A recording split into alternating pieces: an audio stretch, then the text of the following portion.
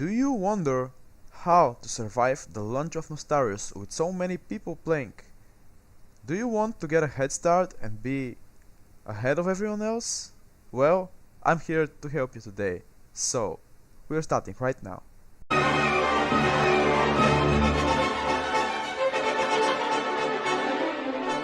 Hello guys, my name is Sandokan and I'm bringing you only top quality vanilla content.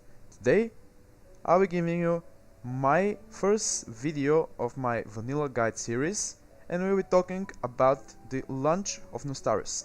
So, many people are wondering what the fuck am I gonna do? Well, like there will be maybe thousands of people in each starting zone, but don't panic. I don't think it will be that bad, but only time can tell, we'll see. But for now, I'm giving you my 5 tips to survive that. So, the first one, this is really important, you gotta choose your starting zone wisely.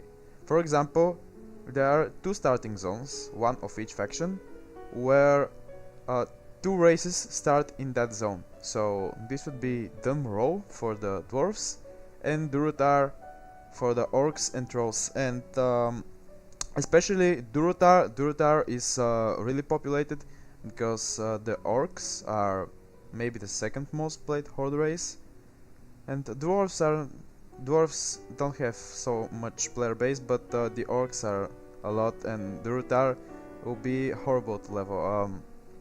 There are also things you have to take in consideration with the starting zone, maybe like mob density or the whole size of the zone. For example, Elwyn Forest is a lot bigger than Durotar. Well, that's a plus, but you never know. I think Elwyn Forest is maybe the whole of the alliance plays humans, so I think that's the most popular alliance race. So Elwyn Forest will be packed. I mean, there will be a lot of people. As for the undead starting zone, Tirisfal Glades, that the undead I think is the most popular horde race, so I think Tirisfal Glades will be very bad too, and especially the zone isn't very big, so I wouldn't roll on that. But you don't have to choose your race based on the starting zone only for the launch. You should generally go with what race you like, but you have just to take this in consideration. For example, I think for the horde the best starting zone is Mulgore, because in Mulgore there's a lot of mobs and the zone is big, so you got mob density, big zone, and I think it's the least played horde race. I'm not sure between Troll or Tauren, but I think I've seen less Taurens than Trolls. So for an alliance, I think the most, I'm sure that the most popular race is humans, but for the second most played, I'm not really sure. I would say perhaps dwarves. I don't know, but I think the best starting zone for the alliance is Teldrassil with the night elves, because not many people roll night elves. I mean, there are certainly there's a night elf player base. For example, I really like playing night elf, so yeah, but there's nowhere so much night elves as it is with humans. So yes, this is my first tips. You gotta choose your starting zone very wise. The second tip, well, I wouldn't really suggest leveling in a group unless it's the launch, because there will be so many people. Without a group, you probably couldn't tag a mob. And I'm not over exaggerating. There will be a lot of people. I've played during some server launches and it's bad. For example, even with the Molten server, Lordaeron, the launch was bad. So, and Nostalrius, there's a lot more people there. I mean, it's so much better server. But yeah, we're not speaking about that right now.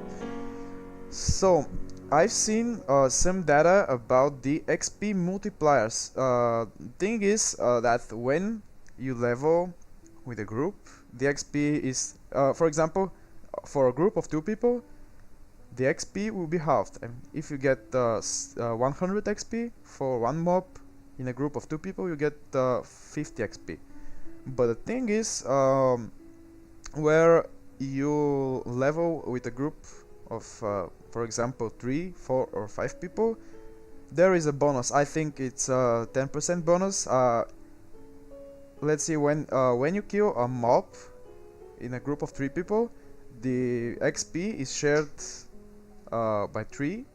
I mean, it's divided by 3, and then it's 10% plus. So it's more worth it to say that leveling as a 3 is more beneficial than leveling as 2.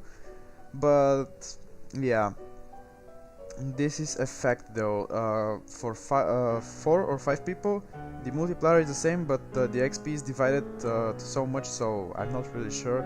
The XP divided by 5 people. You have to do some serious calculation on that one. I tried, but I'm so fucking bad at maths, so yeah, you can take my word for this. But it should be good. I mean, you should first try questing, I think, when the launch starts. But if it's too bad, I mean, you should try to do something that is new.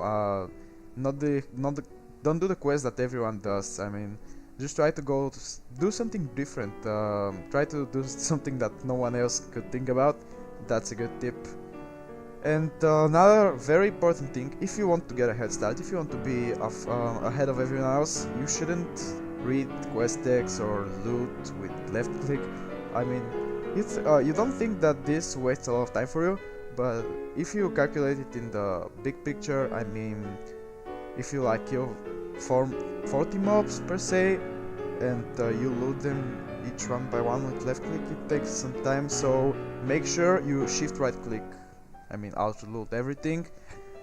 And someone may disagree, but I wouldn't suggest leveling professions except maybe first aid, because you don't have to do anything. But you don't go around mining, this will lose you a lot of time. And another tip that I mean, this is very obvious, but just try hard not to die, because dying wastes you a lot of time. It wastes you running time, waiting for a respawn. It's generally a bad idea. And so my last tip is, and yeah, many people could disagree with this too, but I think that grinding, especially higher level mobs in a group, will be the most efficient way to level in the Nostalrius launch, because there will be just so much people playing, and you won't be able to do something like gathering quests or kill quests. The mob would just not, you can't find a mob. I mean, there's so many people there. So for example, there is a multiplier for the mobs that are higher level than you, and it caps at 4 levels, so the mobs you kill that are higher level than you with 4 give you the most XP. And if you grind mobs that are 4 levels above you in a group, I think that gives you a reasonable amount of XP. And you found that it won't be fast. Don't think you'll level fast this way. It will generally be a lot slower than questing. I mean questing in a normal ambience, but questing in the launch time, I don't think you'll find, especially avoid gather quests. Gathering quests or kill collect quests. Kill collect quests are generally bad because they have low drop rate, and you just gotta kill a lot of mobs, and those mobs are really hard to find. I just hope that I will be able to find a mob in the starting zone. I mean, I think it will be this bad on the first start server because so many people are rolling there. The hype is super big. Nostalrius got even more popular after the shutdown, after so much media exposure.